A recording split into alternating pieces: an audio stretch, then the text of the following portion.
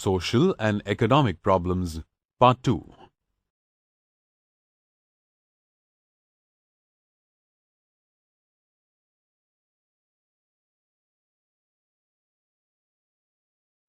India faces various socio-economic problems like dowry, domestic violence, corruption and poverty. In this module, you will learn about these problems and look at some of the measures that can be taken to eradicate them. Dowry is a social evil prevalent in India, wherein the bride's parents are supposed to give a huge amount, vehicle or site to the groom's parents. Earlier, it was practiced by fewer sections of the society, but now it is widespread. Those parents who cannot afford to pay dowry take loans and become debtors. Dowry causes the problem of gender inequality. Even after marriage, the bride's in-laws harass her for more dowry and even go to the extent of killing her if they don't get more dowry. Such kind of exploitation should be stopped so that the girl and her parents can lead a life of respect and dignity. Following are the measures adopted by the government to curb dowry. An act was passed in 1961 to prevent the menace of dowry. In 1986, an amendment was made to the act to make it more effective, making the acts of demanding as well as offering dowry offences under the amendment. Those who violate the law are even penalized or imprisoned. Demanding dowry is not a matter of prestige, but a matter of disgrace. Hence, discrimination between a boy and a girl has to be discouraged, and a pledge should be taken to refuse the demand or offer dowry.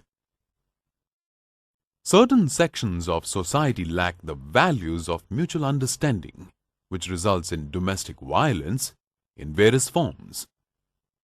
Women are the major victims of domestic violence. Domestic violence does not only mean physical injury, but also includes discrimination, torture, abuse, etc. In order that the women should be able to lead a life of respect, the government has to give women empowerment a top priority. A number of remedial measures have been taken to curb domestic violence. The government is encouraging girl-child education, providing employment to women to make them independent.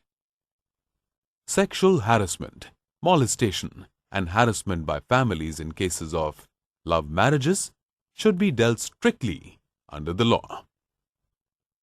The Women's Commission and the Commission for Children's Rights should be active. Voluntary organizations offering counseling have to be strengthened in order to ensure domestic harmony. Maximum free legal aid should be extended to give justice to those who suffer. The dream of alcohol-free villages of Gandhi has to be realized. Hence, over 600 prohibition camps were organized by Dharmashala Rural Development Program. And awareness and committees and reform thousands of alcoholics who are leading a decent life now. The unlawful act of people in power and in responsible positions taking bribes and misusing their power for personal welfare is known as corruption. Bribes, presents, donations, favoritism, misuse of public money and property, etc. are the several acts of corruption. Cheating, betrayal or exploitation also amounts to corruption, which ultimately threatens national security. Corruption is widespread and its total eradication is not an easy task. However, we can bring down the level of corruption. Earlier, corruption was prevalent only in the public sector, but now even the private sectors are involved in corruption. The negative effects of corruption are setback to the economic development, political instability, decline in the values of the parliamentary system, threat to the public trust, inefficiency in administration. A number of remedial measures have to be taken to curb corruption. The Right to Information Act has been enforced to bring transparency in the administration. The Lok Ayukts have started to check corruption in various states. The Lok Ayukt is functioning effectively in Karnataka. Karnataka's Sakal scheme has been implemented with the objective of improving efficiency, transparency in the administration, and also ending corruption by guaranteeing time-bound delivery of services. In spite of making the cases of corruption public, the punishment to the offenders is moving at a slow pace. Hence, a nationwide anti-corruption mass movement was taken up by Anna Hazare. As a result of this agitation, the Lokpal Bill was passed in the Parliament in 2013. Ministers of the central and the state government, current and former ministers apart from the public servants, the institutions which collect public funds, etc., will come under the Lokpal Act. Although the Prime Minister comes under the Lokpal, he enjoys certain concessions. Every state has to appoint a Lok Ayukt in the future. Structure of Lokpal. This is a team comprising maximum 8 members including its president. 50% of the members represent the judiciary. The other 50% are reserved for the SC, ST, backward sections, minorities and women groups.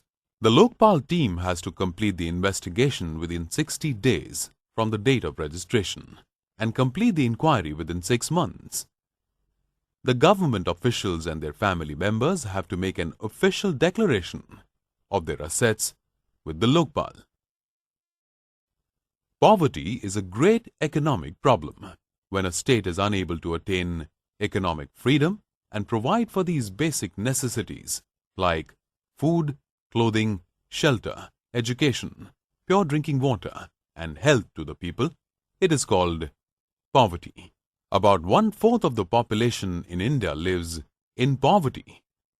Those people who are unable to consume even 2,400 calories a day live below the poverty line, BPL.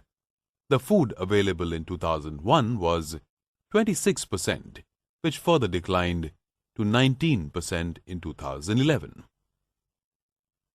The major reasons for poverty in India are improper economic growth, unemployment, dependence on agriculture, price rise, population growth, malnutrition among the children. The government has implemented a number of remedial measures to curb poverty. The tiller of the soil became the landowner under the Land Reforms Act. The government has implemented a comprehensive rural development program. Employment opportunities have been created under the Grain for Labour scheme. The government has adopted measures to confiscate the black money amassed by some rich people and use it for the welfare of the poor. Let us now recap all the important points that we have covered in this module on some of the social and economic problems faced by India.